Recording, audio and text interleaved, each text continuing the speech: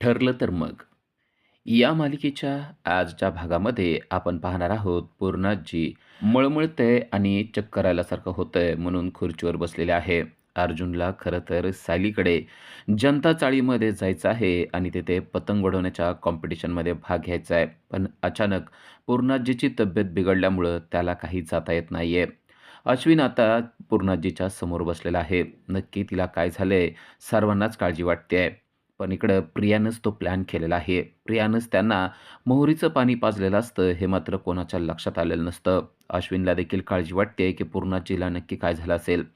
अश्विन त्यांना तपासतो आणि तपासल्यानंतर अश्विनने सर्वांना सांगितलंय, काळजी करण्याची काही गरज नाहीये. पूर्णाजीला फक्त पित्त झालेलं आहे आणि त्यामुळंच तिची उलटी झालेली आहे. मी गोळ्या लिहून देतो. त्या गोळ्या जर का तिनं घेतल्या, तर ती ठणठणीत बरी होणार आहे. हे ऐकल्यावर सर्वांनीच सुटकेचा निश्वास सोडलेला आहे. बरं झालं, पूर्णाजीला काही झालेलं नाहीये. पण अर्जुनला मात्र गडबड झालेली आहे लवकरात लवकर जाण्याची.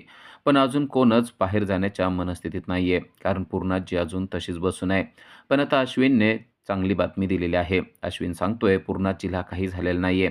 आज तिने गोळ्या औषध घेतल्यानंतर तिला बरं वाटेल. त्याचबरोबर तो पूर्णाजीला देखील सांगतो, की आज फक्त दही-भात खा म्हणजे तुला आराम वाटेल. अर्जुन आता या गोष्टीवर खुश झालाय.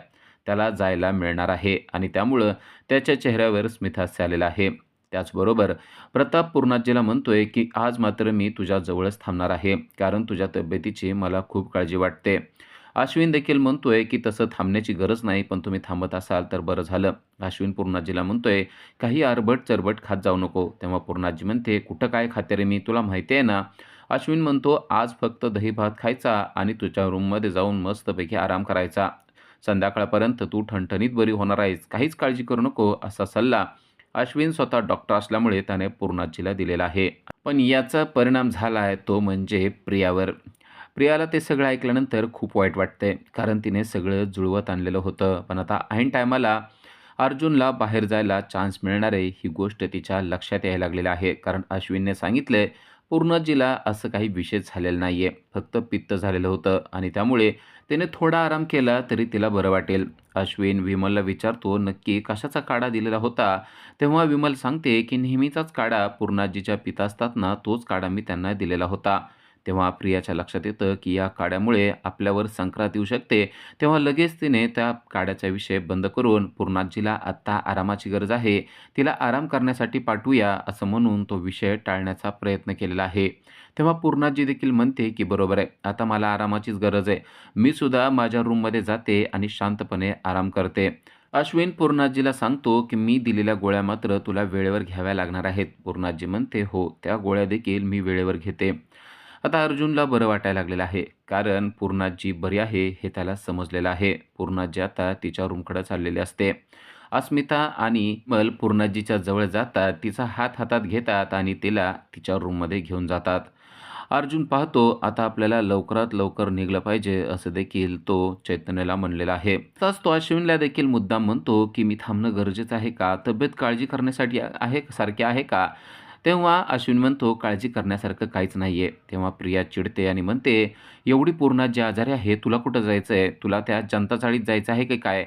तेव्हा अर्जुन म्हणतो, तुझं तोंड बंद ठेव. तुला काय करायचंय? मी कुठं का जाईना. असं म्हणून त्याने प्रियाचं तोंड बंद करण्याचा प्रयत्न केलेला आहे. पण प्रिया मात्र शांत बसत नाही.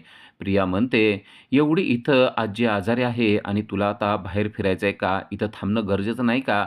अर्जुन म्हणतो, ती किती आजारी आहे तू पाहिलं ना आणि आता स्वतः अश्विन डॉक्टर असल्यामुळे त्याने सांगितलंय, की तब्येतीची काळजी करण्याची काही गरज नाहीये. तेवढ्यात आता प्रियाने मोर्चा वळवलाय, तो म्हणजे कल्पनाकडे. कल्पनाला ती म्हणते, "इथं आजी आजारी असून देखील याला बाहेर जायचं आहे. तुम्ही त्याला सांगा ना थांबायला. आज दिवसभर त्याने इथं थांबणं गरजेचं आहे." तेव्हा कल्पना खरं तर चिडलेली असते. कल्पना म्हणते, "त्याला काय करायचं ते करू दे. मी तर आज इथं पूर्णाजीच्या जवळ थांबणार आहे." आता कल्पनाच असं म्हणल्यानंतर प्रियाचा पुरता नाईलाज झालेला असतो. कारण आता अर्जुन गेला तर चालतोय असंच थोडक्यात कल्पनाने सांगितलेलं असतं. प्रिया म्हणते, "अहो तो निघून जाईल." तेव्हा कल्पना म्हणते, "त्याला काय करायचंय ना ते करू दे. तो आता ऐकणारातला नाही राहिलेला. त्याला जे वाटतंय ना तेच करू दे." असं म्हणून कल्पनाच तेथून निघून जाते. आणि यामुळे आता अर्जुनला मात्र बाहेर जाण्याचा चान्स मिळालेला असतो. अर्जुन प्रियाच्या समोरच बाहेर निघून जातो. प्रियाच्या प्लॅनचा पुरता चकनाचूर झालेला आहे. अर्जुन आणि चैतन्य तिच्या समोरच बाहेर पडत आहेत. तिचा नुसता रागाने चेहरा लाल झालेला असतो, पण आता तिला काहीच पर्याय उरलेला नसतो, कारण अर्जुन तिच्या समोर बाहेर पडलेला आहे. इकडे जनता चाळीमध्ये आता पतंग उडवण्याची कॉम्पिटिशन लवकरात लवकर सुरू होणार आहे. चाळीतील मुख्य महिला आता सायलीकडे आलेली आहे आणि ती सायलीला म्हणते, "जावई बापूंना निरोप पाठवला की नाही? ते अजून कसं काय आले नाहीयेत?" खरं तर सायली त्याचीच वाट बघत बसलेली असते. पण हा विषय टाळण्यासाठी मध्येच कुसुम म्हणते, की "अहो, तुम्ही तो मांजा पाहिला का नाही? मांजा नीट चेक करून बघा, नाहीतर ऐन वेळेला चुकीचा मांजा आपल्याला मिळेल." तेव्हा त्या व्यक्तीच्या लक्षात येतं, की "अरे हो, मांजा तर आपण चेकच केलेला नाहीये." कुसुमने बरोबर विषय टाळण्यासाठीच मांजाचा विषय काढलेला असतो आणि त्या मुख्य महिला देखील म्हणतात, की "मी मांजा चेक करून येते, कारण ते पण गरजेचं आहे." इथे कुसुमच्या लक्षात आलेलं असतं, की सायली वाट पाहते ती म्हणजे अर्जुनची. अर्जुन अजून देखील आलेला नाहीये, त्यामुळे सायलीचा चेहरा कोमेजून गेलेला असतो. कुसुम तिला धीर देते आणि म्हणते, "थोडीशी वाट बघ. नक्की अर्जुन येईल.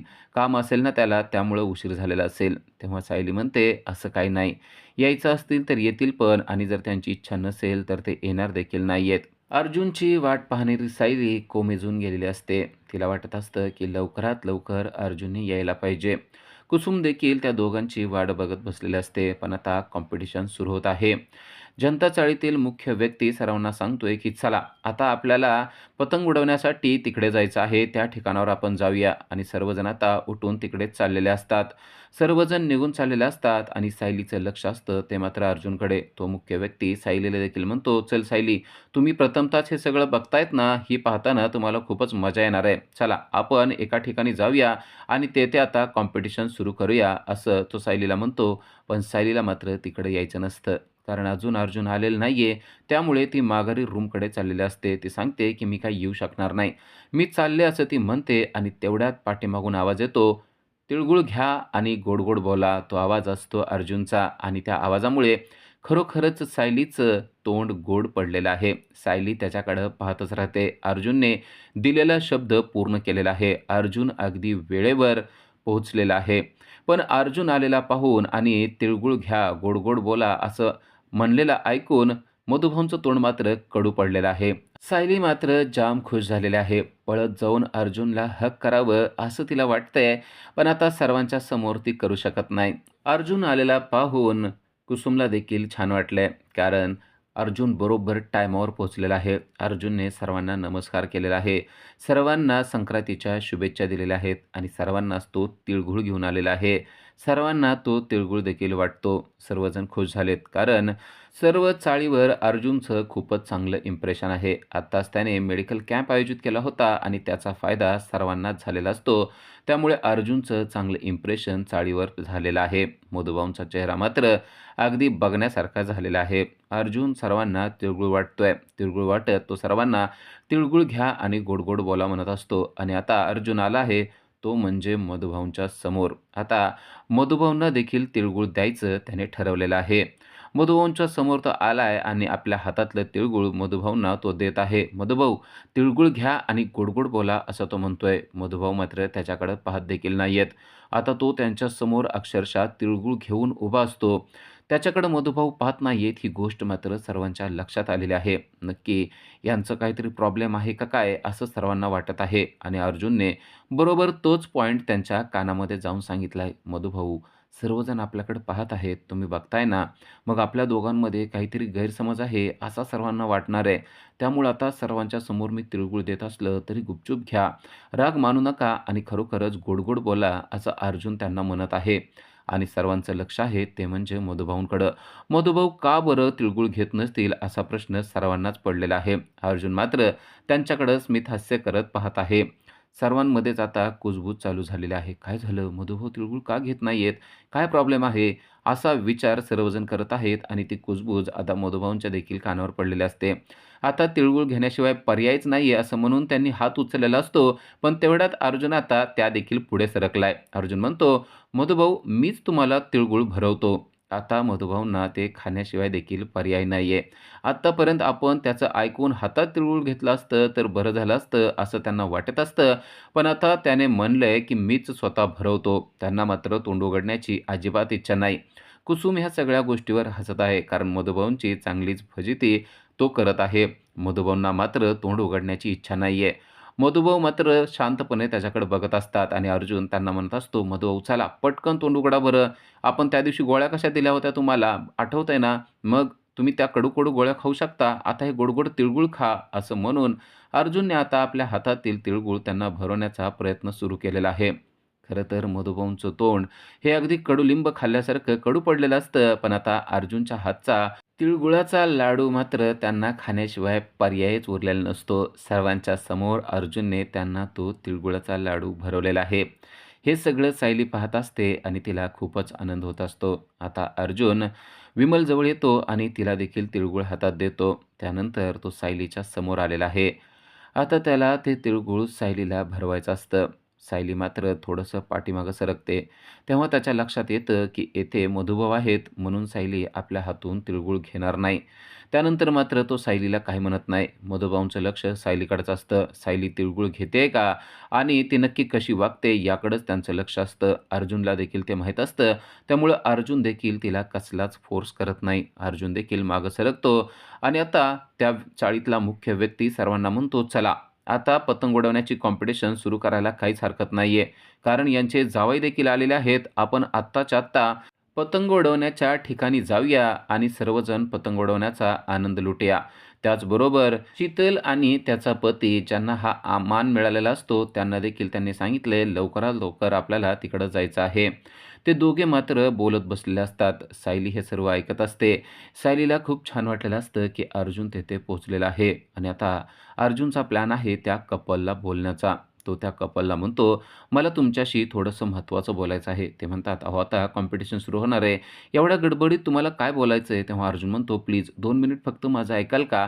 इथं बसा तुम्ही. थोडंसं मी तुमच्याशी महत्त्वाचं बोलणार आहे." त्या कपलला देखील वाटतं, की अर्जुनला खरोखरच आपल्याशी काहीतरी महत्त्वाचं बोलायचं असणार आहे आणि त्यामुळेच त्या झाडाखाली त्यांना बसायला अर्जुनने सांगितलेलं असतं.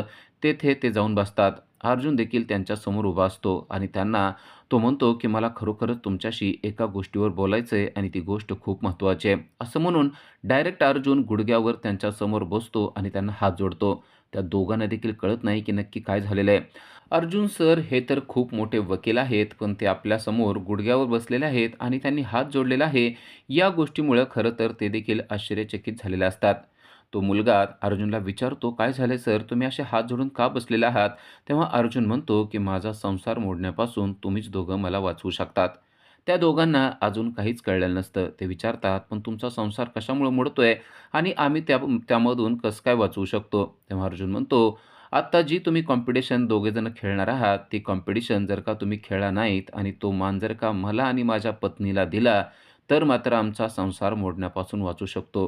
ते दोघं म्हणतात, "पण अहो, आता आमची नावं निघालेली आहेत आणि आता तुमचं नाव निघणं शक्य नाहीये." अर्जुन म्हणतो, "ते सगळं मी पाहतो. पण आता तुम्ही जर का दोघांनी ही कॉम्पिटिशन खेळली, तर मग मात्र आमचा संसार चांगला व्यवस्थित सुरू होणार नाहीये. मधुभाऊ तुम्ही पाहतायत ना, त्यांच्यामध्ये आणि माझ्यामध्ये खूप मोठे गैरसमज झालेले आहेत. ते मला चुकीचं समजतायत. त्यामुळं आज मला सायलीच्या बरोबर पतंग उडवणं गरजेचं आहे." हे ऐकल्यावर त्या दोघांना सुद्धा अर्जुनची दया येते. ते दोघं म्हणतात, "पण आम्ही काय करू शकतो?" अर्जुन म्हणतो, "तुम्ही तुमची नावं मागं घेऊ शकता का?" ते दोघे म्हणतात, "पण आता नावं कशी मागं घ्यायची? त्यांना काय कारण सांगायचं हे आम्हाला अजिबात सुचत नाहीये." अर्जुन म्हणतो, "अजून मला देखील सुचलेलं नाहीये, पण जर का तुम्ही नाव मागं घेतलं, तर मग मात्र मी आणि सायली दोघंजणं पतंग उडवू शकू." पण ती महिला म्हणते, "पण तुमचंच नाव त्या चिठ्ठीमध्ये परत येणार हे काय सांगता येत नाही ना?" अर्जुन म्हणतो, त्याची काळजी तुम्ही करू नका. त्यासाठी मी काहीतरी डोकं लावणारच आहे." आता त्या दोघांकडे एकच विचार अर्जुनने ठेवलेला आहे, तो म्हणजे तुम्ही माघारी नाव घेणार का? आणि त्यावेळेस ती मुलगी म्हणते, की "हो, मी नाव मागं घेण्यासाठी काहीतरी शक्कल लढवते आणि नाव नक्की मागं घेते. जर का आमचं नाव मागं घेतल्याने तुमच्या दोघांचा संसार सुरळीत होत असेल, तुमच्यातील गैरसमज दूर होत असतील, तर नक्कीच मी नाव मागं घेते." आता सर्वजण पतंग उडवण्याच्या ठिकाणी पोहोचलेले असतात. चैतन्य अजून अर्जुनची वाट पाहत असतो आणि त्या कपलचे देखील सर्वजण वाट पाहत असतात. पतंगाला मांजा लावण्यात येत असतो. मधुभाऊ आणि सायली तसेच विमल देखील हे सर्व पाहण्यासाठी उत्सुक झालेले आहेत. अर्जुन येतो आणि चैतन्याला सांगतो, की काम झालेलं आहे. चैतन्य खुश झालेला आहे. आता ते दोन्हीही कपल तिथे आलेलं असतं आणि त्या चाळीतला मुख्य व्यक्ती पुरुष आणि महिला दोघेही सर्वांना सांगतात, की चला आता लवकरात लवकर आपल्याला ही कॉम्पिटिशन सुरू करायची आहे. कारण शीतल आणि तिचा पती देखील आलेला आहे. त्यामुळं आता लवकरात लवकर शर्यत सुरू करूया आणि त्यानंतर आपल्याला नाश्ता देखील करायचा आहे आणि तेवढ्यात शीतलने डोकं चालवलेलं आहे. शीतल म्हणते, की मला चक्कर आल्यासारखं होत आहे. मला खूपच अस्वस्थ होत आहे, असं म्हणून ती खाली बसते. सर्वजण तिला धरण्यासाठी जवळ येतात आणि विचारतात, "काय झालं?" शीतल म्हणते, "मला कळत नाही काय झालंय ते, पण मला खूप चक्कर येते." लगेच तिच्यासाठी पाणी आणलं जातं. ती पाणी पिते आणि त्या चाळीतील मुख्य महिला जी असते ती म्हणते, "अरे काय रे, हिला चक्कर काय येते? काय गुड न्यूज वगैरे तर देणार नाहीयेस ना?" तेवढ्यात तो सर्वांना सांगतो, की "अहो तसं काही नाहीये. कालपासून तिने उपवास केलेला आहे ना, उपवास केल्यामुळंच बहुतेक तिला चक्कर आल्यासारखं होत असणार आहे." तो शीतलला विचारतो, "शीतल तुला बरं वाटतंय का?" पण शीतल मात्र म्हणते, "मला अजिबात बरं वाटत नाहीये." त्या मुलाने हळूच अर्जुनला डोळा देखील मारलेला असतो. "तुमचं काम झालेलं आहे," असाच संदेश त्याने पोहोचवलेला असतो. तेव्हा अर्जुनला कळतं, की त्या मुलीला चक्कर वगैरे काही आलेली नाहीये. आपल्याला कॉम्पिटिशन खेळायला मिळावी म्हणून तिने ते मुद्दाम केलेलं आहे. आणि आता तो मुलगा म्हणतोय, की आम्हाला ही कॉम्पिटिशन खेळता येणार नाही. हे ऐकल्यावर सर्वांनाच वाईट वाटतं. कुसुम म्हणते, "मग आता आज कॉम्पिटिशनच होणार नाही का?" तो मुलगा म्हणतो, "आता हिची तब्येत खराब असल्यामुळं मला काहीच सांगता येत नाही." मधुभाऊंना देखील वाईट वाटतं. मधुभाऊ पहिल्यांदाच ही शर्यत पाहत असतात, त्यामुळे त्यांना देखील ती पाहण्याची उत्सुकता असते. आता त्या चाळीतला जो मुख्य व्यक्ती आहे, तो सर्वांना म्हणतो, "असं होणार नाही. आपण आता दुसरं कपल निवडूया. आपण आता दुसऱ्यांदा चिठ्ठ्या टाकूया. कारण जर का या दोघांना ती शर्यत खेळता येत नसेल, तर दुसरं कपल आहे ना, आपल्याकडं भरपूर कपल आहेत. आज शर्यत होणारच." असं देखील त्यांनी अनाउन्स केलेलं असतं. तेव्हा चैतन्य मुद्दाम हळूच विषय काढतो, "अहो ते स्नॅक्स अजून आलेले नाहीये. आपल्याला ते स्नॅक्सकडे पण बघणं गरजेचं आहे." तेव्हा त्या चाळीतील मुख्य व्यक्ती सर्वांना सांगतो, की "चला आता मी जरासं स्नॅक्सचं बघतो, तोपर्यंत नव्याने चिठ्ठ्या तयार करा." अर्जुन आणि चैतन्य खुश झालेले आहेत, कारण त्यांनी केलेला प्लॅन पुरता सक्सेस होत आहे. आता पुन्हा एकदा चिठ्ठ्या काढल्या जाणार आहेत, पण आता अर्जुनला डोकं चालवून त्यामध्ये स्वतःचं नाव टाकायचं आहे. एका छोट्या मुलाला त्या चिठ्ठ्या करण्यासाठी सांगितलेल्या असतात आणि अर्जुनचं लक्ष आता त्या छोट्या मुलाकडेच असतं. आता सर्व कार्यक्रम थोड्या वेळानं सुरू होणार असतो. चैतन्य अर्जुनला सांगतो, की आता मात्र आपल्याला डोकं चालवणं गरजेचं आहे. कारण त्या चिठ्ठीमध्ये फक्त आपलंच नाव आलं पाहिजे. तो छोटा मुलगा विचार करत बसलेला असतो. त्याच्या हातामध्ये वही असते आणि तो आता एक-एक चिठ्ठी तयार करणार असतो.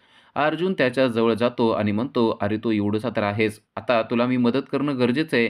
तू कसं एकटा काम करणार?" असं म्हणून अर्जुन त्याला घोळात घेत आहे. तो मुलगा देखील अर्जुनचं ऐकतो आणि म्हणतो, "मला तुम्ही मदत करा." अर्जुन त्याला एका ठिकाणी बसवतो आणि म्हणतो, "चल, आता मी तुला व्यवस्थित चिठ्ठ्या करून देतो."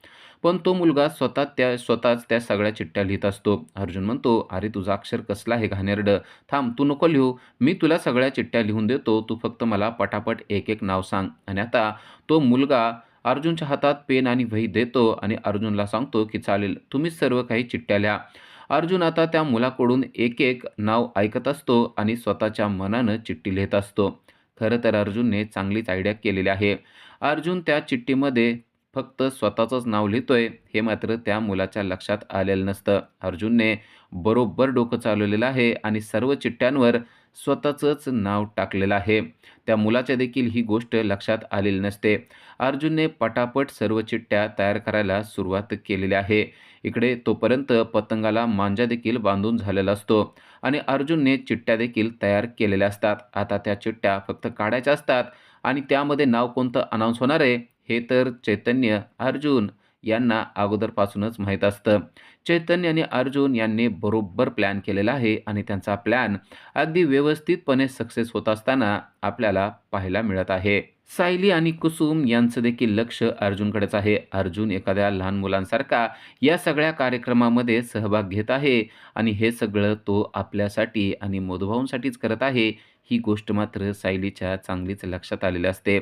अर्जुन या कार्यक्रमामध्ये नुसता सहभागी होत नाहीये, तर आनंदाने आणि उत्साहाने सहभागी होतोय हे देखील तिने पाहिलेलं असतं. उद्याच्या भागामध्ये आपल्याला पाहायला मिळतं, की अर्जुनचा प्लॅन पूर्णपणे सक्सेस झालेला आहे. अर्जुन आणि सायलीच पतंग उडवत आहेत. एका बाजूला अर्जुन तर दुसऱ्या बाजूला सायली. ते दोघे पतंग उडवत आहेत आणि हे सगळं चित्र मधुभाऊंच्या समोर चालू आहे. कारण आता चिठ्ठीमध्ये त्या दोघांचंच नाव निघलंय आणि आता त्या दोघांनीच पतंग उडवणं गरजेचं आहे. त्यामुळं मधुभाऊंना देखील काहीच म्हणता येत नाही आणि सायली या कॉम्पिटिशनमध्ये जिंकताना आपल्याला पाहायला मिळते. मधुभाऊ मात्र चिडतात आणि म्हणतात, "बास करा आता, पतंग उडवून झालाय ना, चला आता आपण आपल्या घरी जाऊया." म्हणून त्यांनी सायलीचा हात धरलाय आणि ते सायलीला घेऊन जात असतात. तेव्हा चैतन्य आणि अर्जुन तेथेच उभा असतात. अर्जुन त्यांच्या जवळ जातो आणि सायलीचा हात सोडवत तो म्हणतो, की "आज सायली ही कॉम्पिटिशन जिंकलेली आहे. त्यामुळं पुन्हा एकदा तुमचं अभिनंदन करणं गरजेचं आहे. मधुभाऊ तिळगुळ घ्या आणि गोड-गोड बोला." असं म्हणून पुन्हा एकदा मधुभाऊंच्या समोर त्याने तिळगुळाचा लाडू धरलेला आहे. आता मधुभाऊ तो तिळगुळाचा लाडू खातील का? नक्की काय करतील ते आपल्याला पुढील भागातच समजणार आहे. पण अर्जुनने मात्र आज बाजी मारलेली आपल्याला पाहायला मिळते. अशाच अपडेटसाठी आजच आमच्या चॅनलला सबस्क्राईब करा. थँक